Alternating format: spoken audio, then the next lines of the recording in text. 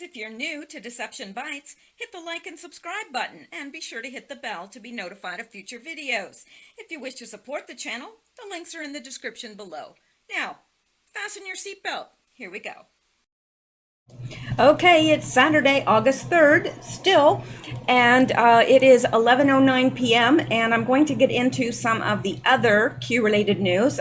We do not have any Q posts for today, so let's get started so I don't get chatting and, miss the stuff that's really important that we need to know.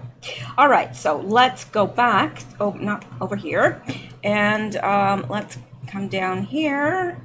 And let's just get started. All right, now some of this is a few days old and some of it is from today.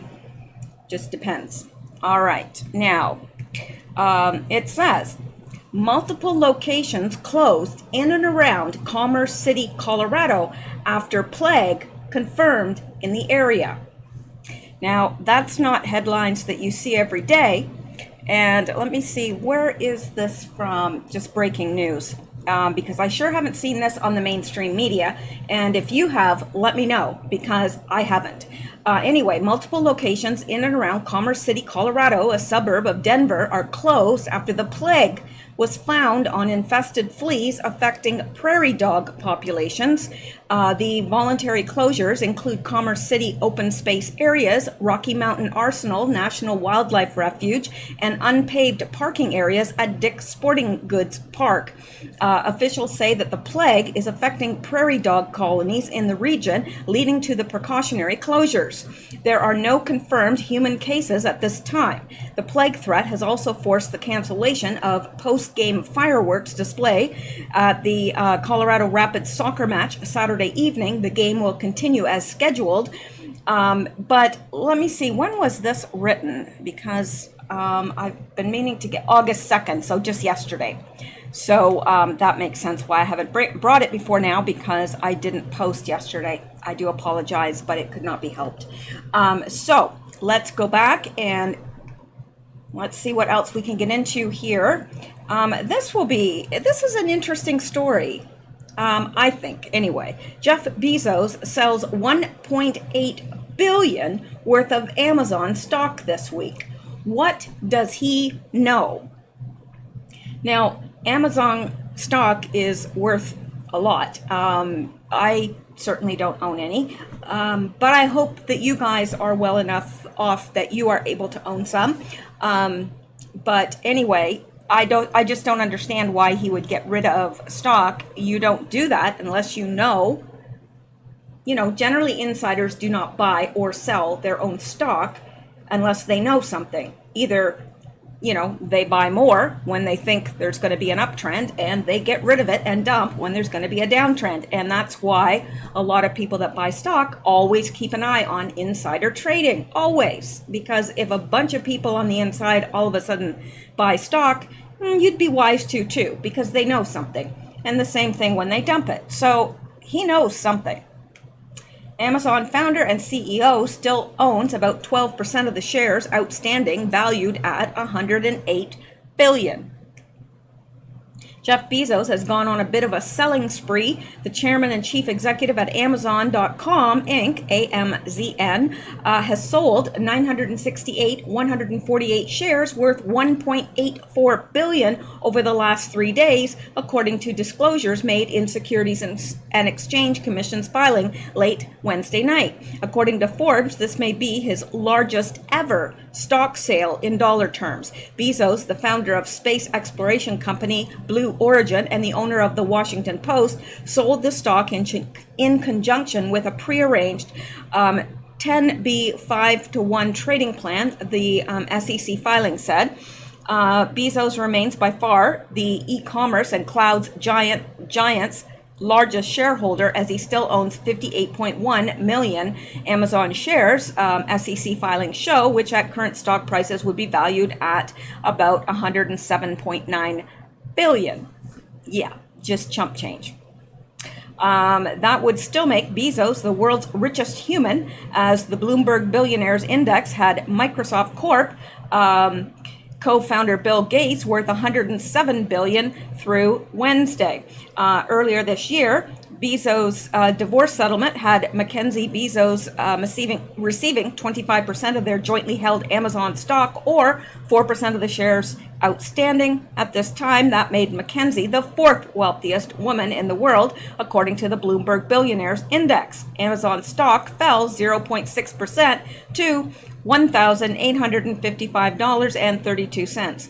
Isn't that incredible? That's just one stock. Just one share costs that much. It's crazy. Anyway, on Thursday, reversing earlier intraday gains of as much as 1.7, the stock has dropped 7.3 amid a six-session losing streak in the aftermath of disappointing second quarter results. The timing of Bezos' share sales have worked out so far, as the current price is well below the weighted average price that the shares were sold. Yeah, isn't that interesting? They know what's coming. That's why it's always interesting to watch what the insiders do. If you are investing in any company, you would be wise to do likewise. I don't, I certainly don't buy $1,000 stocks. I buy, what many would consider penny stocks, or stocks below $5, or, I've got some shares in like CBD and companies and so forth, because I believe in it. Yeah, and I just do it. If I have a little bit of extra money, I put it away, because one never knows. Anyway, I just thought that was very, very interesting, to say the least. So, if you do own Amazon stock, something to take note of, and I hope you do. Well, maybe. I mean, Amazon is certainly not a company I believe in. It's just that it's the only company to turn to many times to get books or whatever that you're looking for. It's unfortunate, but all right, let's go back and let's look at this. No, really, let's.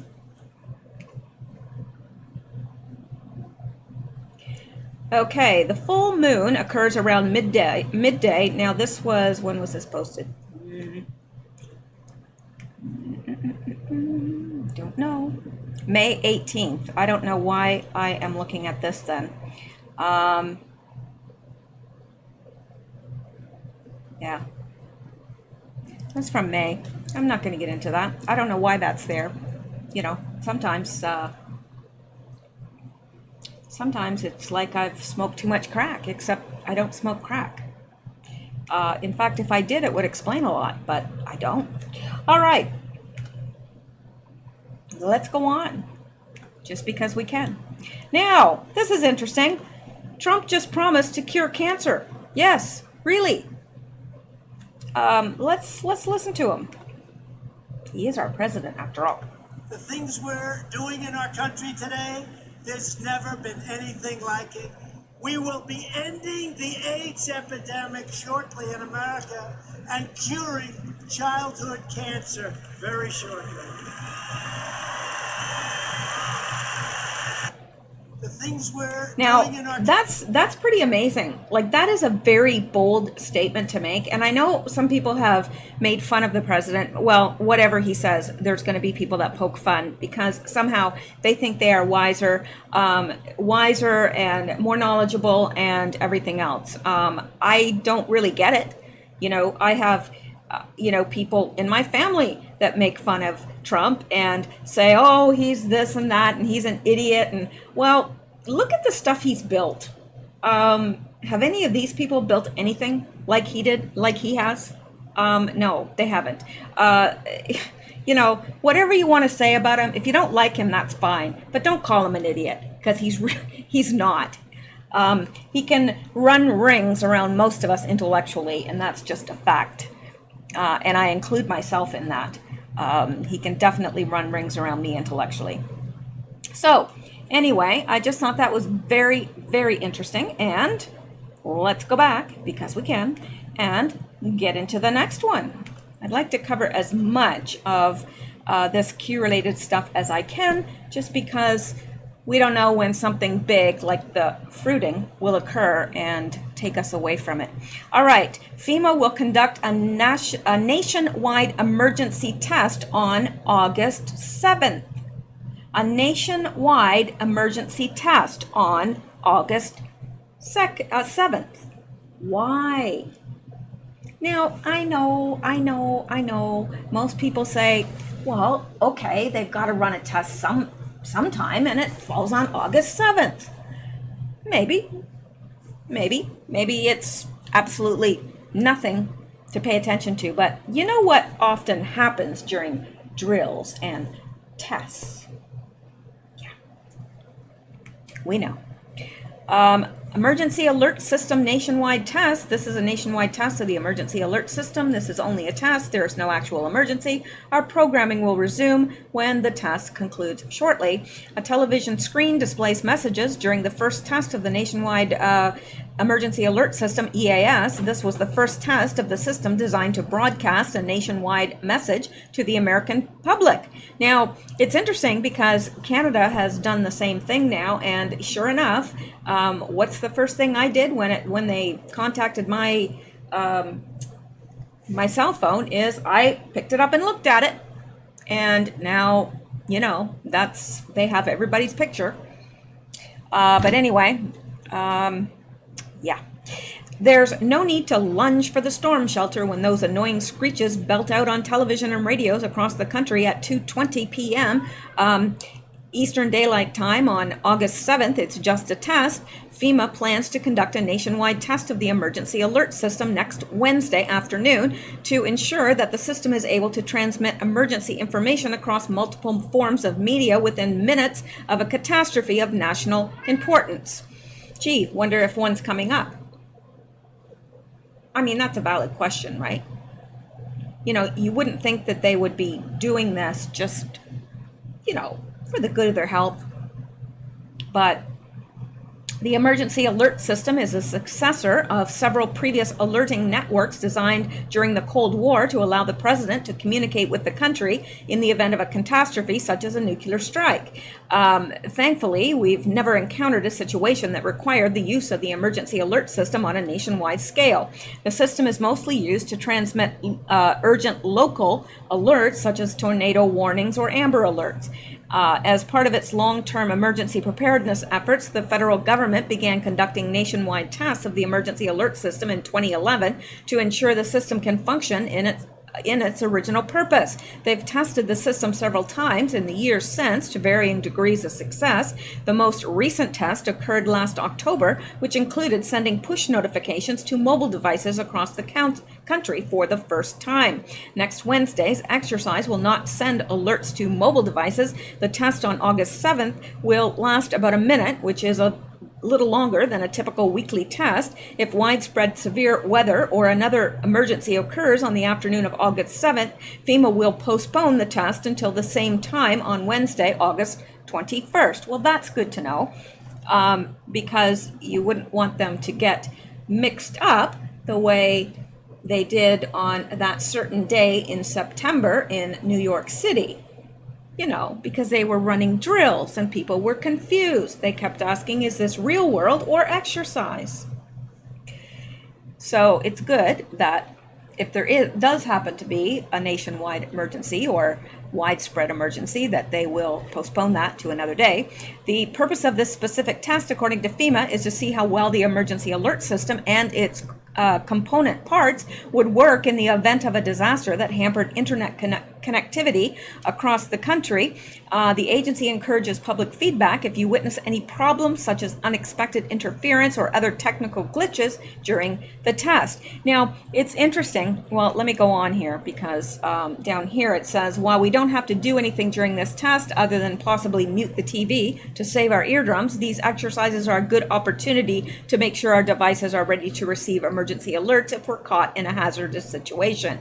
Think of it like changing the batteries in the smoke detector every time we change the clocks.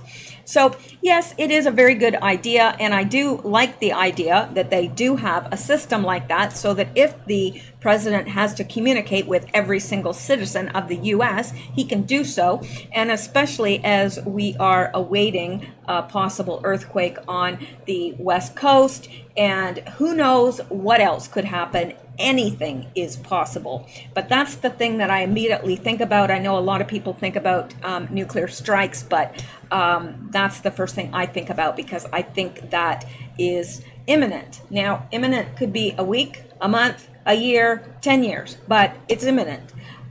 So it will happen. Okay.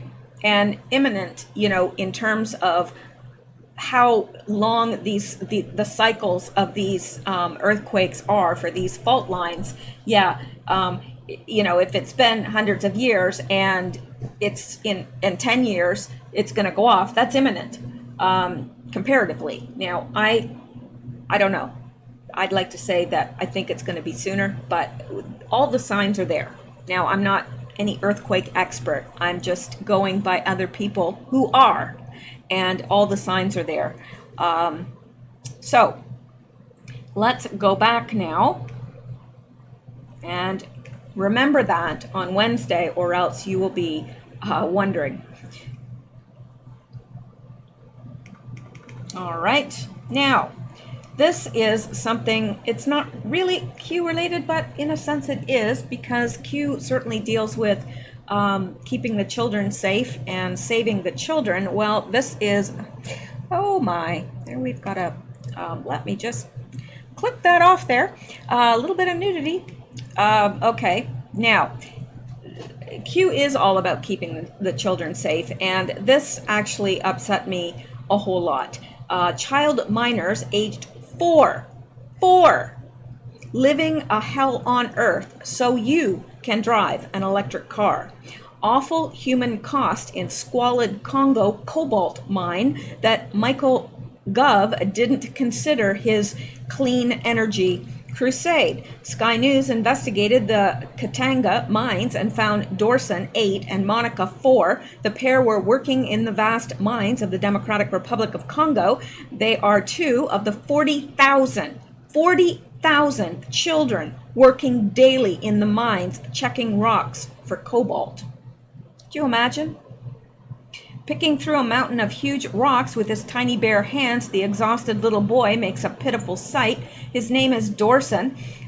He is one of the army of children, some just 4 years old, working in the vast polluted mines of the Democratic Republic of Congo, where toxic red dust burns their eyes and they run the risk of skin disease and a deadly lung condition. Here, for a wage of just 8 pence a day, the children are made to check the rocks for the telltale chocolate brown streaks of cobalt, the prized ingredient essential for the batteries that power electric cars. And it's feared that thousands more children could be about to be dragged into this hellish daily existence after the historic pledge made by Britain to ban the sale of petrol and diesel cars from 2040 and switch to electric vehicles.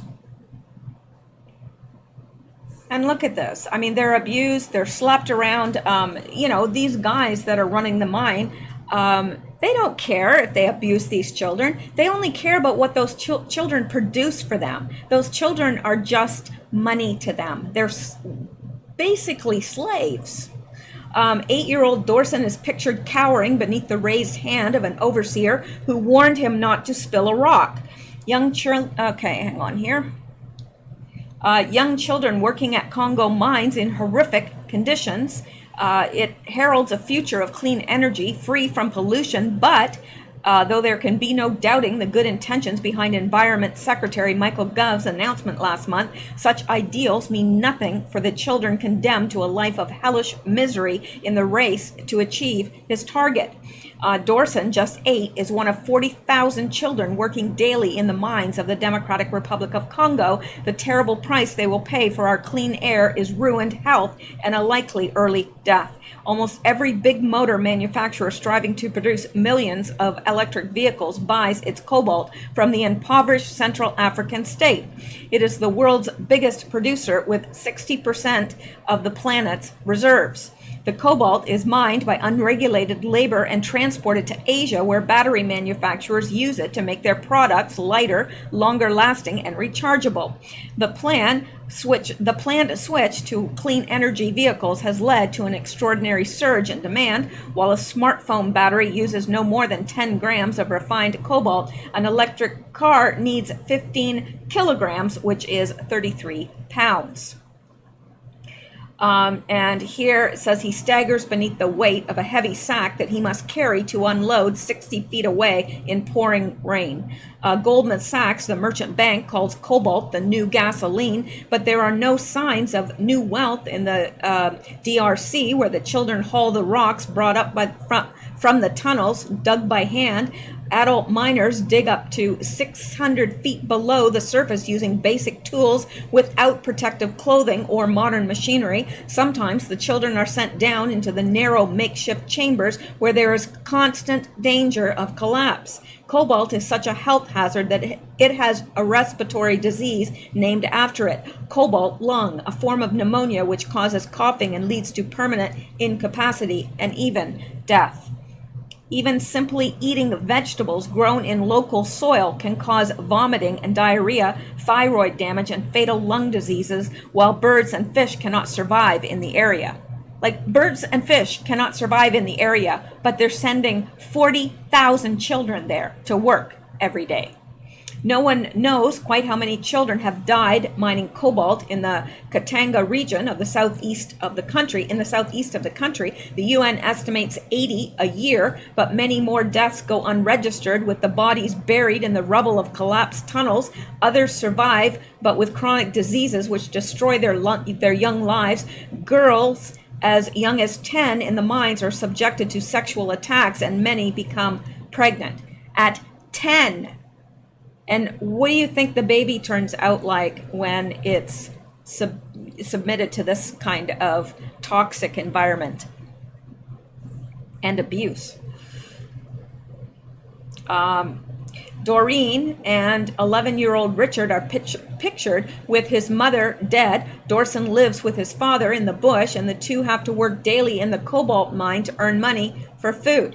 When Sky News investigated the Katanga mines, it found Dorson working near a little girl called Monica, who was 4, on a day of relentless rainfall. Dorson was hauling heavy sacks of rocks from the mine surface to a growing stack 60 feet away. A full sack was lifted onto Dorn's head as he staggered across to the stack. A brutish overseer stood over him, shouting and raising his hand to threaten a beating if he spilt any. With his mother dead, Dorson lives with his father in the bush, and the two have to work daily in the cobalt mines to earn money for food. Dorson's friend, Richard, 11, said at the end of a working day, "Everything hurts." In a country devastated by civil wars in which millions have died, there is no other way for families to survive. Britain's Department for International Development is donating $10.5 million between June 2007 and June 2018 towards strengthening revenue transparency and encouraging responsible activity in large and small scale artisanal mining to benefit the poor. I bet you it didn't go to benefit the poor. I bet you any money, because those countries are so backward and corrupt. You know, the money never gets to the people. Do you think that money's helping the children any? It's not. Anyway, in a country devastated, okay, we've already read that. Yeah. This is awful. There is little to show for these efforts so far. There is a DRC law forbidding the enslavement of underage children, but nobody enforces it. The UN's International Labour Organization has described cobalt mining in DRC as one of the worst forms of child labor due to the health risks. Soil samples taken from the mining area by doctors at the university and I can't pronounce that, the nearest city, show the region to be among the 10 most polluted in the world. Residents near mines in southern DRC had urinary concentrates of cobalt 43% higher than normal. Lead levels were 5 times higher. cadmium and uranium 4 times higher. The world's rush to bring millions of electric vehicles onto our roads has handed a big advantage to those giant car makers which saw this bonanza coming and invested in developing battery-powered vehicles, among them General Motors, Renault, Nissan, Tesla, BMW, and Fiat Chrysler. So yeah, and you know, people like AOC and the people that are touting this Green New Deal and touting this, they don't consider the cost of this to the lives of children that are forced to mine it, because this is like the biggest cobalt, whatever of cobalt in the world, and somebody has to mine it. Now, they just send the kids to work. They earn just a few mere pennies, really, and enough to buy food, but they have to go back. And there was somewhere where I was reading where one of these boys said, every day I wake up and I'm sad because I think I have to go back there. Could you imagine not having any childhood, not having any education, and you're working in the dirt, rain, these conditions that are completely unsanitary? You don't know if today's going to be your last day because you don't know if you're going to have to crawl into a tunnel and it'll collapse on you. I mean, what a way to spend your childhood. It's horrific. And I know there's a lot of children in the world that have to work from very young ages. You know, the first time I went to Honduras, there was a dump in a city called La Ceiba, and there was all these blonde-haired children, and I remember saying, why are there all these blonde children? And they said, because the foreigners come here and they buy these children for next to nothing. And they buy the children, but they also buy the young, the women, and they get pregnant, and their babies don't look Honduran, they look foreign, because they are. And they dig through that dump every day. You will see 2, 3, 4-year-olds digging through that dump for anything they can resell, anything they can save, any food they can eat. It's so disheartening. And this is happening the world over. Just because it doesn't happen here in America, well, it probably does we know about Epstein, but we don't think about this, how the rest of the world lives, and it's not pretty.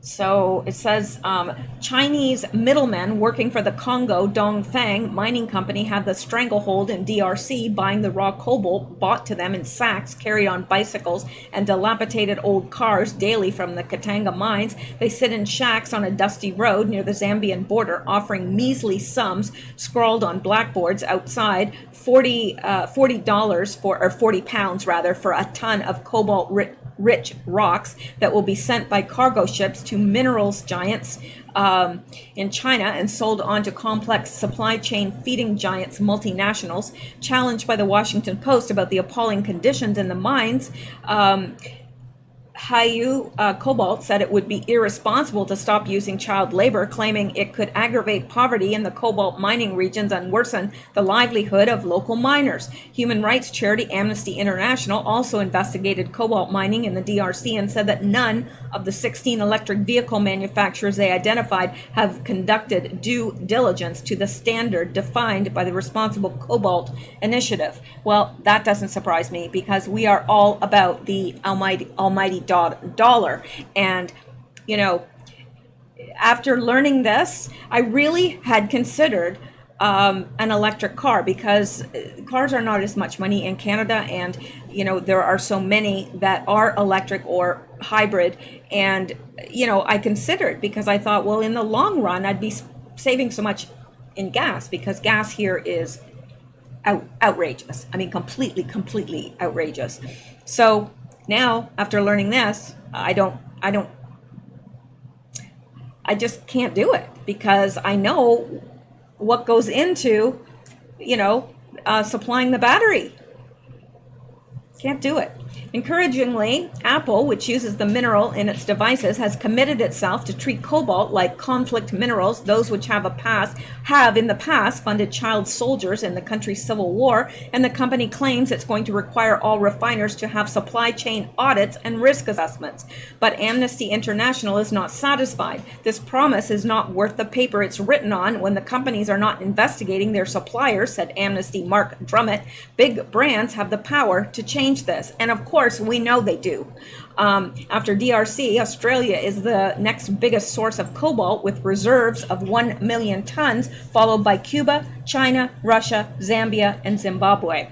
Carmaker Tesla, the market leader in electric vehicles, plans to produce 500,000 cars per year starting in 2018 and will need 7,800 tons of cobalt to achieve this. Sales are expected to hit 4.4 million by 2021. Now, says after the terrible plight of Dorson and Richard was broadcast in a report on Sky News, an emotive response from viewers funded a rescue by children's charity Kimbilio. They are now living in a church-supported children's home, sleeping on mattresses for the first time in their lives and going to school. Now, that is the only bright spot in this. Okay, well, 2 children were saved. How many more are at risk? But there is no happy endings for the tens of thousands of children left in the hell on earth that is the cobalt mines of Congo.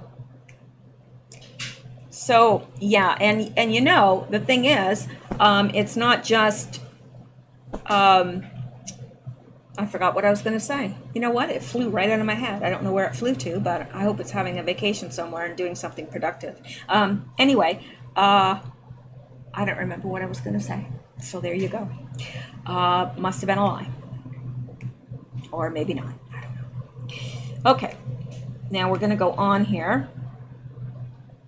Now look at this. No, really. Look at this. Here's the next little thing we get to. Marianne Williamson supporters organize occult task force. All right. Now, this is a few days old. This was 7/31 when it came out. Flint is just the tip of the iceberg. I was recently in Denmark, South Carolina, where there's a lot of talk about it being the next Flint. Okay, hang on here. I want to get rid of this up here, and of course, you can't. I hate that, people. I hate it. Anyway, let's come down here. They make it so hard to read their news. Some supporters of 2020 presidential candidate Marianne Williamson have reportedly organized an occult task force on her behalf. However, her campaign has tried to distance itself from such activities only because there are people that would disapprove. Otherwise, it would be okay with it because, you know, don't they call her the voodoo queen or something like that? Anyway. The person organizing the task force told the Washington Post anonymously that a group of 13 chaos magicians, chaos magicians, witches, and energy workers were doing synchronized gestures to help their candidate gain more visibility in the presidential race and more airtime during Tuesday's Democratic debate. The whole Orb Gang community is tapping into the power of memes to reflect back on, multiply the sorts of pulsing undercurrents of our collective unconsciousness, the person told the Post in an email. Woohoo! The author and spiritual advisor campaign, however, had expressed some discomfort over the matter, specifically the association with the The author and spiritual advisors campaign, however, has expressed some discomfort over the matter, specifically the association with the word occultist, not the world occultist. I am very, very concerned about the word occultist, campaign spokesman Patricia Ewing told the Post. She said she did not know about the task force. Williamson last week in a tweet said she is not a cult leader or anti-science. Well, she's pretty close to it. Oh, for heaven's sakes. The Hill has reached out to the campaign for additional comment. The Post also reported that some followers of Williamson call themselves the Orb Gang, posting memes and emojis. Williamson appeared in Tuesday night's Democratic debate and is among more than 24 people running for the party's 2020 presidential election. And she has a good chance. No, she doesn't. She was the most searched candidate during Tuesday's event, according to the Google Trends, and searches for the phrase dark psychic force also trended after Williamson used the term to illustrate her concerns about the Trump administration. Dark psychic force. Well, I wouldn't really use that to describe Trump, but hey, to each his own, or her own, as the case may be. So there you go. She is cuckoo. But it just seems like they all are on that side. They've lost a grip on reality. Seriously. I think they all have mental health issues, or else this is just all a ruse and a ploy, and they're all acting, because sometimes I think this cannot be real. There are not people this far out there. Gives a new meaning to the word space cadets. All right, now, this is important. The next thing that we're going to look at is important in terms of the fruiting that just happened.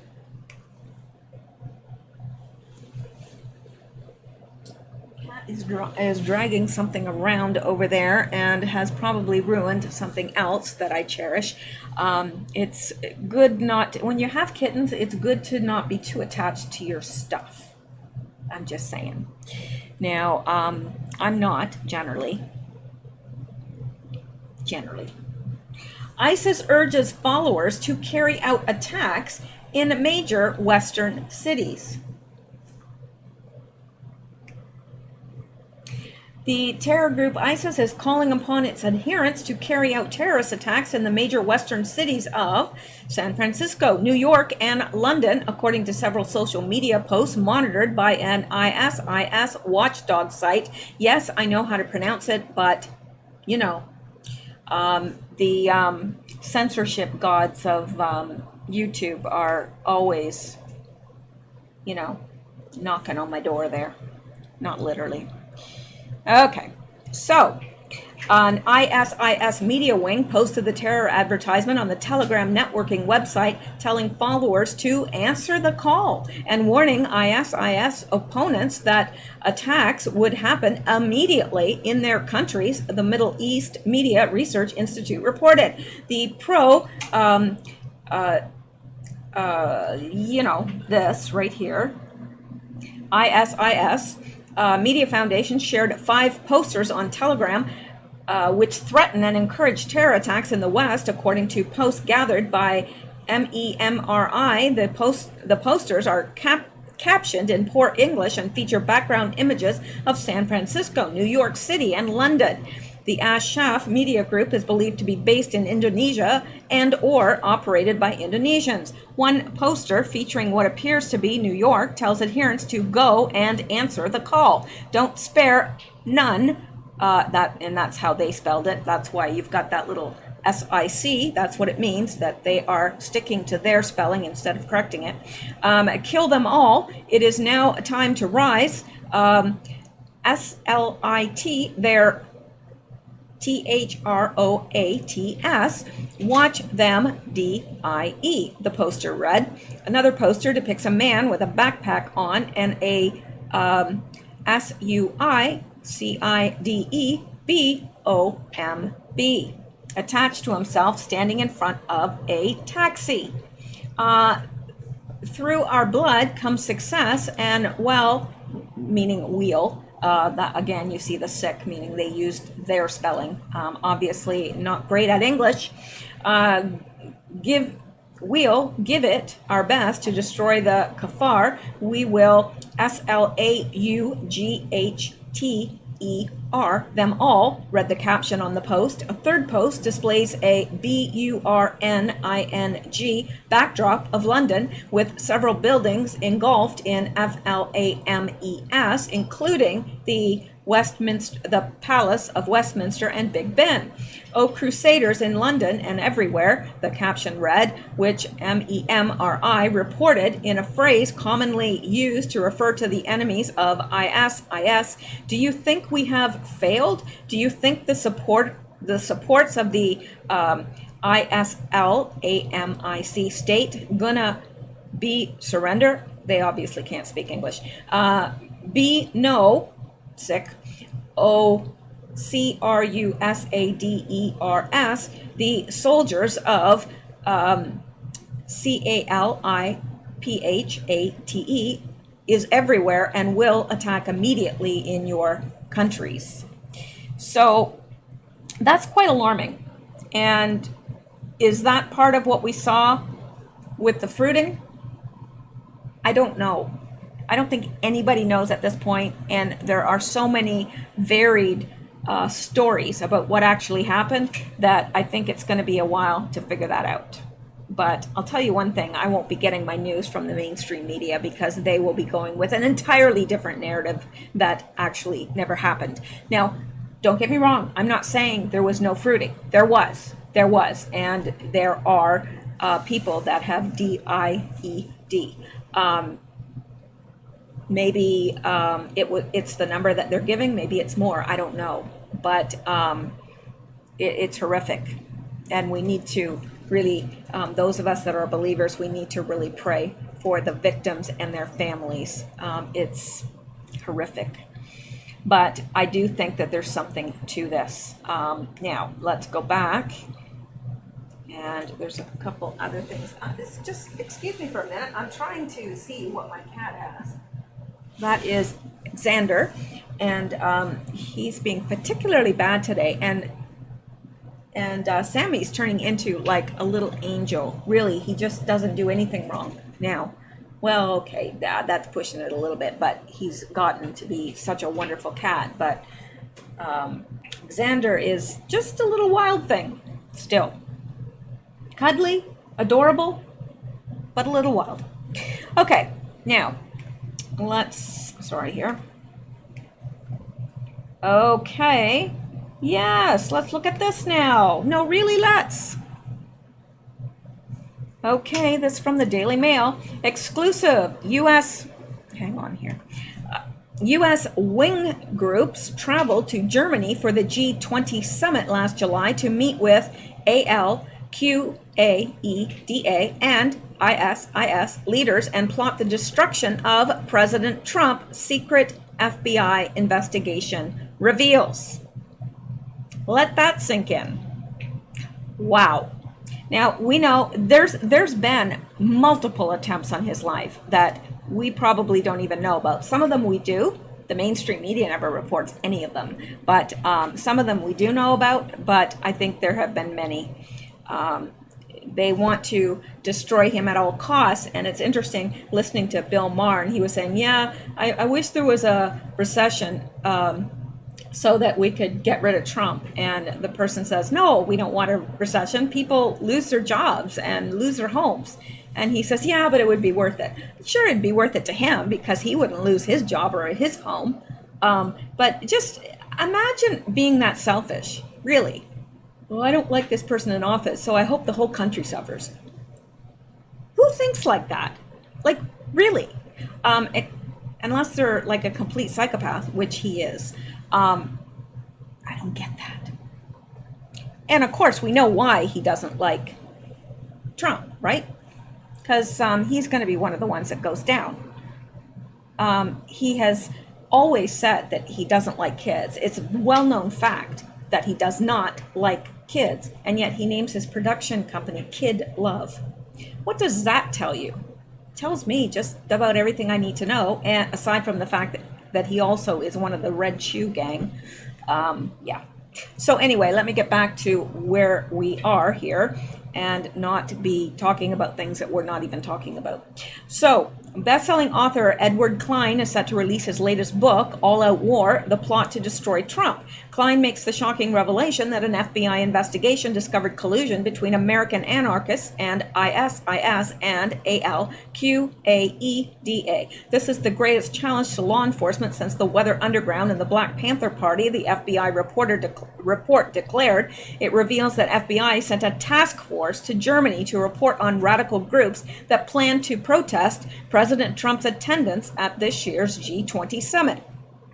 The investigation determined that U.S.-backed anarchist/radical groups had traveled to Germany and took part in the violence. There was also evidence that 3 key leaders of an Oakland group met in Hamburg with a leader of the ALQ.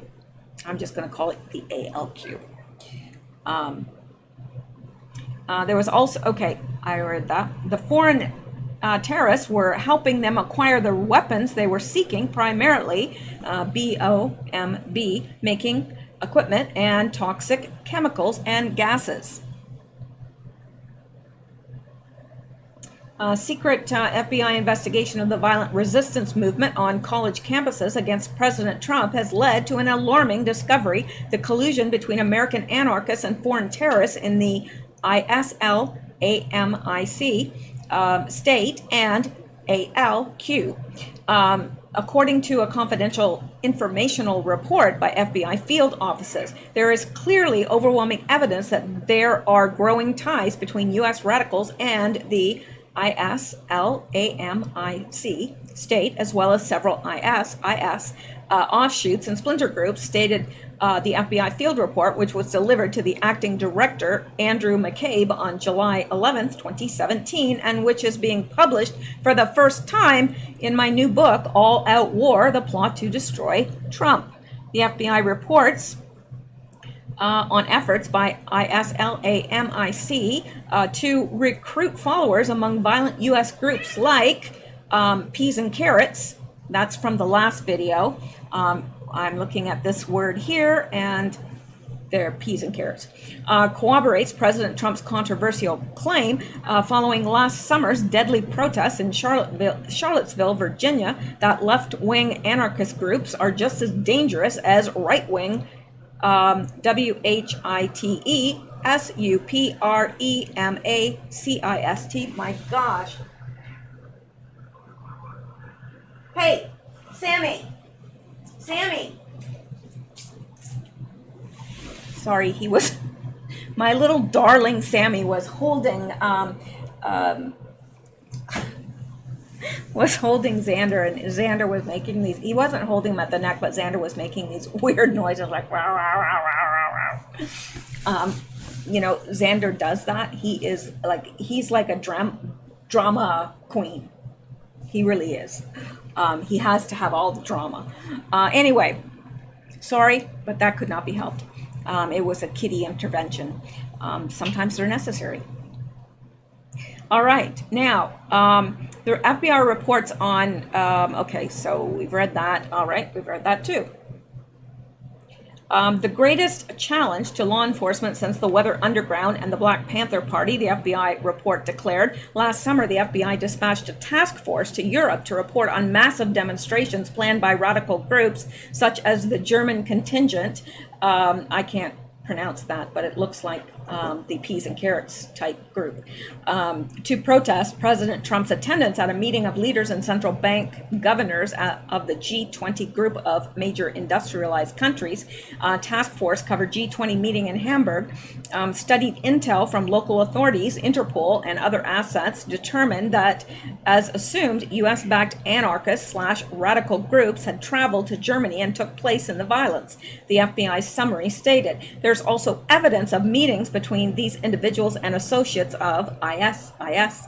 There is an urgent need to closely surveil the identified individuals.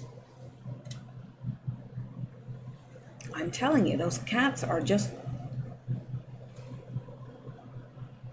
I think they've been, you know, on my computer when I'm not here and listening to the Democrats. That's what I'm thinking. because I cannot explain their behavior.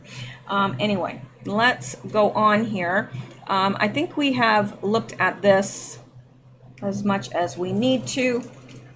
There's lots more here, and it is important, but you can go to the dailymail.com, and this was reported today, August 3rd. So let's go on now, because there's still a couple more things I'd like to get to before I get off, but they're short little things. Okay, this by Sarah A. Carter, who is very trustworthy. The Democrats want to send more money to Central America. Yeah, more money. As if we're not, I mean, we're taking care of their citizens as it is, because they're all here illegally. Not all are here illegally. There are legal people here from Central America and Mexico that are good family people. They abide by the law. They pay their taxes. They are here legally. They just want a piece of the American dream, and there's nothing wrong with that. They're here legally, but we're also supporting a whole pile of illegals. Excuse me for a second. Hey! That is the weirdest sound Xander made, like rah, rah, rah, rah. Oh my gosh, he could pass for, I don't know, Bigfoot, I don't know. I don't know where that came from. Okay, so these Democrats want to send more money, and this is how much they want to spend. Mexico, $289 million. Guatemala, $256 million. Belize, $10.3 million. Honduras, $180 million. El Salvador, $118. Nicaragua, $43.5. Costa Rica, $18.2. Panama, $26.3. Total, $940 million. Yeah, but the wall was too expensive. Right. Okay. Yeah, they make a lot of sense, don't they? All right, and let's look at this. Things are going along well with China. This is from Donald J. Trump. They are paying us tens of billions of dollars made possible by their monetary devaluations and pumping in massive amounts of cash to keep their system going. So far, our consumer is paying nothing, and no inflation. No help from Fed. And here's a little something to kind of make your night. You'll probably smile. This is the answer to Baltimore's rat problem. And there it is. I love this. I laughed so hard when I saw this. I don't know. I've got a strange sense of humor. And let's look at this by Chuck Woolery. Cummings said that thieves never made it to the residential wing of my house. The residential wing? Who has a residential wing in their house? Maybe the White House? Yeah. Well, we know where some of that, those billions went that were supposed to help Baltimore, but certainly didn't. And then this, again, by Chuck Woolery. I'm 78, and I earn a hell of a lot more than Cummings does a year. I don't and can't afford a residential wing for my house. How do these career politicians do it? Well, we all know how they do it. They do it on the back of the taxpayers and stealing and making deals with very bad people. And this by Keta says an epidemic of attacks against Trump supporters is completely ignored by the MSM. Is it any wonder they are, oh gosh, never mind. I meant to, I don't have the link for that. I'm going to have to do that tomorrow, bring that to you tomorrow. But here is another one. While you're tooting your own incompetent horn, and she's speaking to Elijah Cummings, tell Baltimore what happened to the $15.7 billion. And here he is tooting his own horn. Not that he really has a horn, but he doesn't have a horn to toot. Anyway, opinion, and this is Elijah Cummings says, Elijah Cummings is responsible and trusted. Trump is neither. So Juanita Broadwick says, While you're tooting your own incompetent horn, tell Baltimore what happened to the $15.7 billion. Well, that might answer the question as to how he can afford a residential wing on his house. A residential wing. Oh, and I heard also it's full of priceless art. Now, I don't know if that's true, but I've heard that from a few people now, so don't know. Now, let's look at this now. By Lila Rose. What are you playing with? You have broken something now, haven't you?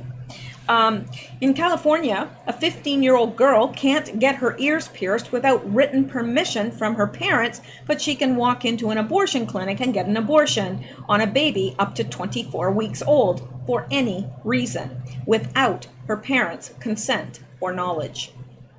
Yeah. What's more, what do you think parents should know more? Ears pierced or killing a baby? Weird stuff. California, it's a weird state, I'm telling you. Now, it's beautiful. Don't get me wrong, it's beautiful. And this too. And this, I'm going to end on this because it's after 12 and I've got to get up at the crack of stupid tomorrow. So, all right, this is the Bradford File. Breaking! Speaker Nancy Pelosi is calling for an independent commission to investigate the violence, urban decay, health crisis, and corruption in the city of Baltimore. Just kidding. She doesn't care. Thought you'd like that. So let me end it there. I've got lots more news to bring, but as always, I can never get to it all. So I will hopefully be able to bring you a couple of videos tomorrow night as well, tomorrow evening, early evening. So there you go. We'll count on that, and hopefully, maybe, depending, if Q posts, I'll bring you that, but if not, I will try to get caught up on the Q-related news. So thank you guys so much for listening, and thank you for your support, your encouragement, your prayers, everything. I really appreciate it, and I think that we've got a great group here. So that's it. Stay safe, stay well, stay blessed, and keep seeking truth, because deception bites. Good night.